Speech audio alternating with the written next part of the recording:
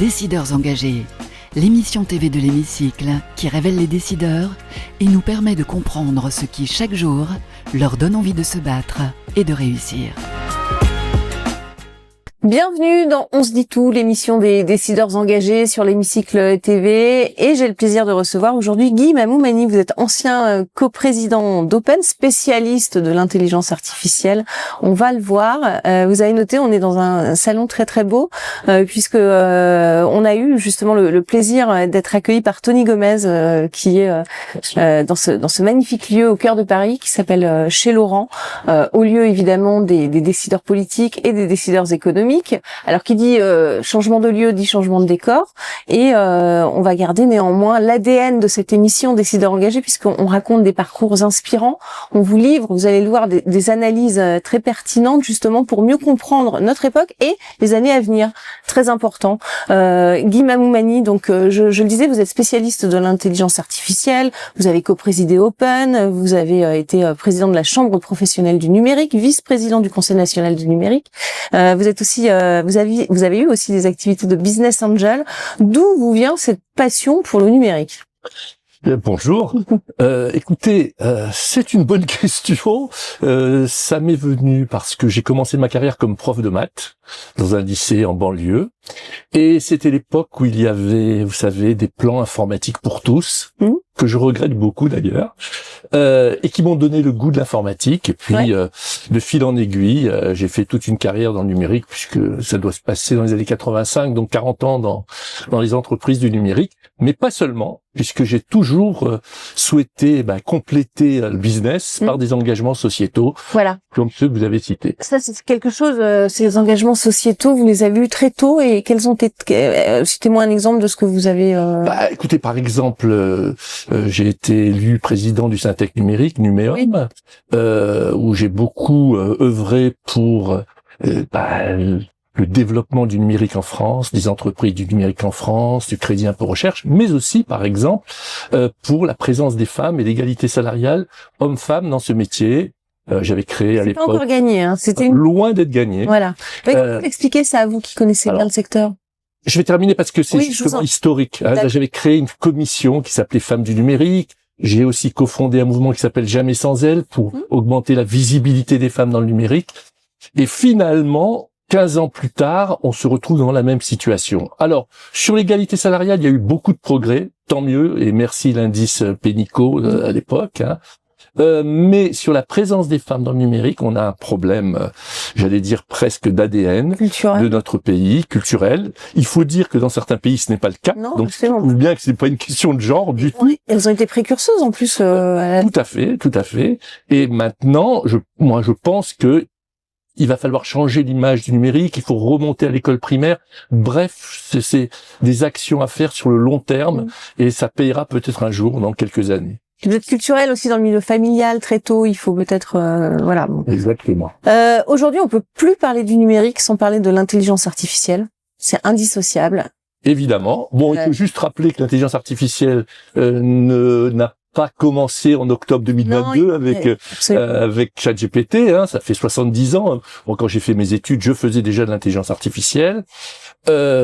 La différence, c'est depuis octobre 2022, c'est l'intelligence artificielle générative, avec cet accès à cette immense technologie, extraordinaire technologie, à tout le monde, par un langage naturel. Et évidemment, ça est en train de changer beaucoup de choses. Oui. Alors maintenant, il va falloir pouvoir l'utiliser et correctement, cette intelligence artificielle, pour construire un nouveau monde presque. Ça va tellement vite en plus.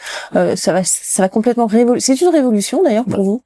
Alors écoutez, ça a déjà commencé depuis les années 2000 avec Internet. Faut quand même le dire. Il y a un changement de repères, on travaille plus de la même façon, l'emploi lui-même a été remis en cause, la propriété, l'identité, tout ça, ce sont des choses inhérentes à l'homme et qui ont changé, donc c'est une vraie révolution anthropologique. Et l'intelligence artificielle a accéléré tout ça, en particulier parce que elle s'adresse à ce qu'on appelle l'école blanc par rapport au col bleu. Donc les avocats, les consultants, les médecins se sont retrouvés complètement déstabilisés par ça. Absolument. Vous parlez de ça, vous me tournez une perche parce que j'ai vu aussi que pour ceux qui critiquent l'intelligence artificielle, ils disent oui, c'est un gadget finalement pour les gens qui sont aisés et ça n'a absolument aucun impact pour les ouvriers ou autres. Est-ce que vous êtes d'accord avec ça?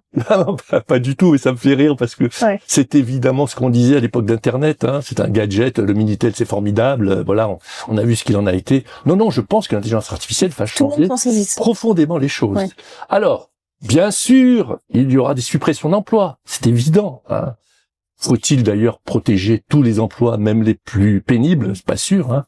Dans mon livre, je cite l'exemple du poinçonneur des lilas. Ça a disparu. Est-ce que on doit le regretter? Il va y avoir des créations d'emplois aussi, mais l'immense majorité va être une transformation de tous les emplois. Donc, il faut s'y préparer. Alors, justement, il faut s'y préparer. Est-ce que ça doit commencer à l'école, à l'instar de ce que font les Chinois qui rendent obligatoire l'enseignement de l'intelligence artificielle? Alors, dès cette rentrée-là. Vraie question. J'ai vraiment réfléchi et beaucoup publié. Ouais, je pense qu'il faut s'y préparer depuis l'école primaire, évidemment. En revanche, c'est comment s'y préparer. Faire, je sais pas quoi, une formation au coding ou à l'intelligence artificielle simplement comme ça, non. Il faut pas qu'il y ait un cours IA, il faut que ce soit quelque chose d'intégré peut-être dans... Il faut d'abord acculturer, c'est-à-dire donner une vision globale de ce qu'est la transformation numérique. Qu'il y ait un peu de coding dedans, ça fera pas de mal.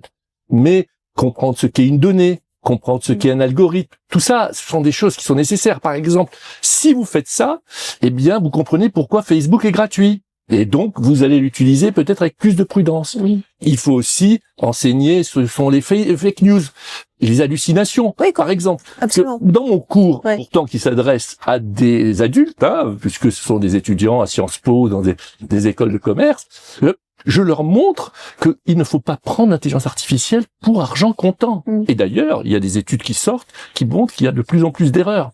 Donc, en fait, c'est une question de responsabilité dans l'utilisation de ces outils.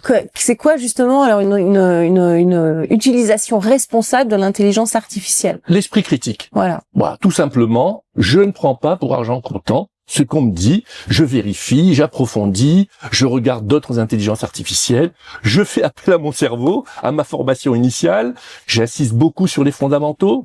Quand j'étais prof de maths... Donc ne pas faire confiance, finalement, une confiance aveugle de ce qu'elle nous livre. Tout à fait, et je fais le parallèle avec l'enseignement des mathématiques avec les calculatrices. Je faisais apprendre des tables de multiplication et le calcul mental avant l'utilisation des calculatrices.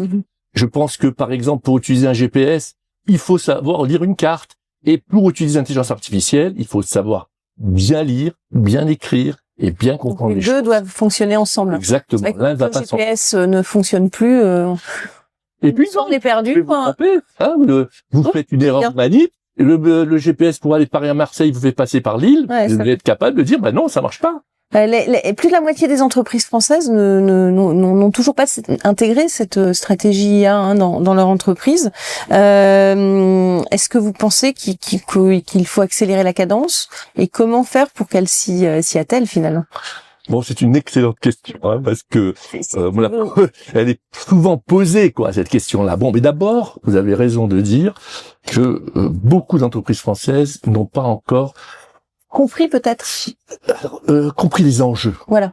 Hein, je fais une conférence pour des PME qui s'appelle Se transformer ou disparaître. Voilà, donc c'est à ce point-là.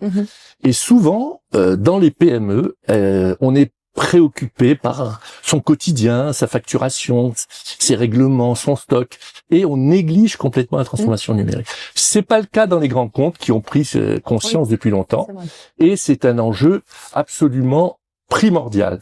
On l'a vu par exemple au moment de la Covid. Qu'est-ce qu'aurait été notre pays, voire l'humanité, sans le numérique au moment de la Covid? Les entreprises qui s'en sont le mieux sorties, c'était celles qui déjà s'étaient préparées. Pour la PME qui vendait du chocolat ou je ne sais quel autre produit et qui avait du e-commerce. Et donc aujourd'hui, il faut s'y préparer. Voilà, c'est clair. De la même façon, est-ce que les aides, parce que l'État aussi veut que les entreprises intègrent davantage cette stratégie l'IA dans leur stratégie, quand on voit que Donald Trump a injecté 500 milliards de dollars supplémentaires et que la France est bien en deçà, quel est votre sentiment? Je suis très sceptique sur les aides. Moi, je pense que... Oui, c'est pas une question d'argent pour vous, alors. Oui, c'est pas une question d'argent. L'État doit se préoccuper de l'éducation, de la formation. Par exemple, si ça, ce qu'on appelle des aides, favoriser l'alternance, des choses comme ça. Mais injecter de l'argent, je suis assez sceptique et je préfère que l'État s'occupe de créer un cadre propice au développement de ces entreprises dans ce nouveau monde. Alors on parlait justement d'éthique. J'ai lu quelque chose qui est quand même assez étonnant, c'est que l'Albanie a nommé un ministre. Vous l'avez lu, hein? Je l'ai vu, bien sûr. Un ministre chargé justement des comptes publics pour enrayer la corruption. Ce serait possible ça en France? Est-ce que je rigole parce que le contexte est quand même. Personnellement, je suis contre. Vous voyez, je suis pourtant un fervent. Voilà de quoi on a peur aujourd'hui. Hein. Oui, d'abord ça fait peur. Voilà. Moi, je défends beaucoup l'intelligence artificielle, mais l'intelligence artificielle responsable. Par exemple, je suis dans un think tank qui s'appelle Impact AI, qui cherche les éléments justement de responsabilité par rapport à cette utilisation. Mon deuxième livre s'appelle Pour un numérique humain. C'est-à-dire que l'intelligence artificielle doit être au service de l'humain.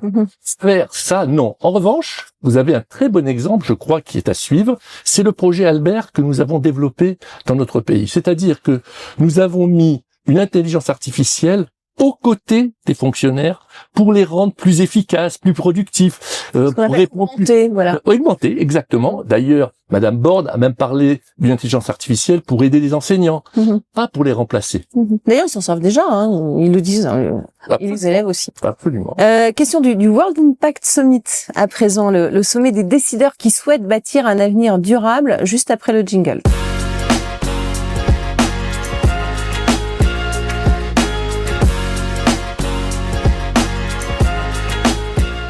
La question du World Impact Summit à présent, à l'heure du purpose washing. Comment est-ce qu'on peut donner du sens et des preuves d'engagement en matière de responsabilité sociale et environnementale? C'est très polluant, l'intelligence artificielle. Bon, alors justement, cette question du purpose washing est très intéressante parce que moi je vois beaucoup de gens mettre leurs engagements à toutes les sauces. Et je crois que c'est très bien dit dans votre question. La première chose à faire, c'est de valider ces choses-là. Je ne peux pas penser aujourd'hui que l'on dirige une entreprise sans avoir des préoccupations environnementales, de responsabilité humaine. Voilà. Donc, l'intelligence artificielle va rentrer dans ce sujet-là, mais il faut absolument le traiter. Et pour le traiter, il faut mettre par exemple des indicateurs. Chez Open, je me rappelle, et d'ailleurs c'est toujours le cas, il y a beaucoup d'indicateurs de l'engagement sociétal. D'ailleurs, Open a été primé comme Gold dans les EcoVadis. Vous voyez, tout ça, je trouve que c'est intéressant parce que ça permet de concrétiser ce que vous affirmez. Voilà. Et je pense qu'il faut encourager tout ça et encourager les entreprises à dépasser justement juste le business. Par exemple, quand je suis dans Business Angel avec des startups ou même dans mes cours, j'insiste sur la raison d'être, les valeurs, la mission, l'ambition. Ce sont des choses qui permettent de cadrer un peu son développement économique. Sans le négliger, j'insiste. Toujours en ligne de mire. Et d'ailleurs, ça attire les talents aussi. Hein. C'est un facteur. Absolument. Je pense qu'aujourd'hui, l'attractivité qui, dans le monde du numérique, est essentielle, passe aussi par justement une bonne responsabilité sociétale. La question d'un étudiant de Centrale Supélec, à présent, dans quelques instants.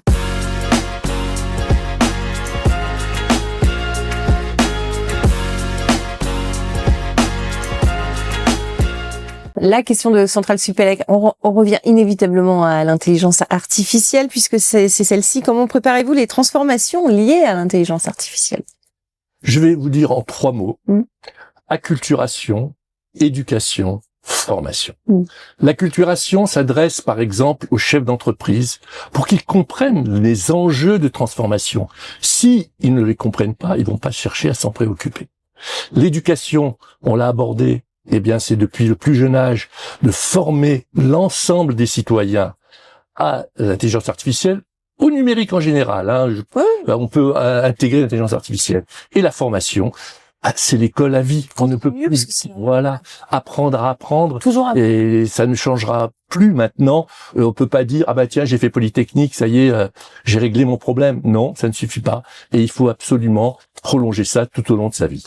Et les intégrer dans les formations sans pour autant que ce soit un cours spécifique, c'est ce que vous disiez. Parce que l'acculturation, on l'a dans la vie privée aussi maintenant. Oui, bien sûr. Et en effet, si vous voulez, vous allez vendre, je sais pas, des chocolats.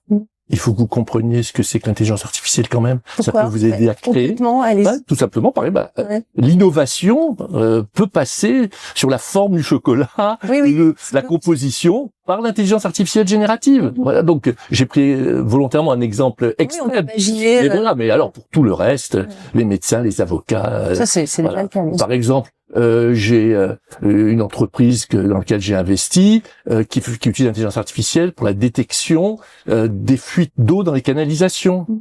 Ou une très belle boîte qui s'appelle Matricis.ai, deux filles fantastiques qui ont développé une intelligence artificielle qui complète l'IRM dans le diagnostic de l'endométriose. Absolument. Vous voyez, donc c'est dans tous les domaines. Les usages sont bénéfiques quand on les encadre, évidemment, par l'esprit critique. Absolument. Et la régulation, que je défends aussi. D'accord. C'est très critiqué la régulation, mais moi je trouve que c'est important. Oui, la régulation en général, et la chance que nous avons en Europe, de ne pas céder à la, on va dire, smart war des États-Unis, un peu cet impérialisme par les GAFAM, l'utilisation dictatoriale de la Chine par l'IA. Nous on cherche une troisième voie par la régulation pour avoir une IA au service de l'humain. Question d'hémicycle à présent, c'est vous qui allez poser peut-être une question au monde, en tout cas au monde politique qui nous gouverne. C'est la question de l'hémicycle à présent.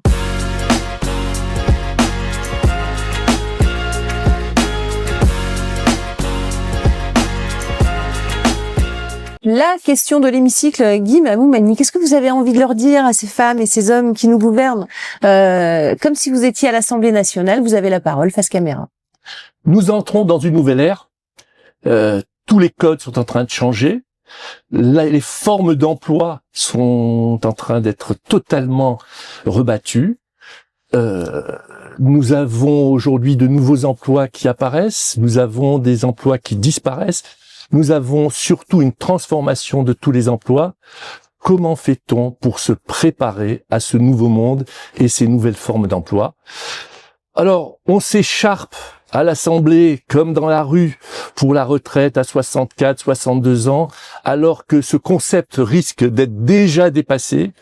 Donc, plutôt que de traiter des sujets qui sont anciens, issus de la révolution industrielle, préoccupons-nous des nouveaux sujets qui arrivent avec les nouvelles formes d'emploi, des gens qui veulent travailler où ils veulent, quand ils veulent, à la limite qui ne se préoccupent même plus de leur CDI ou de leur CDD.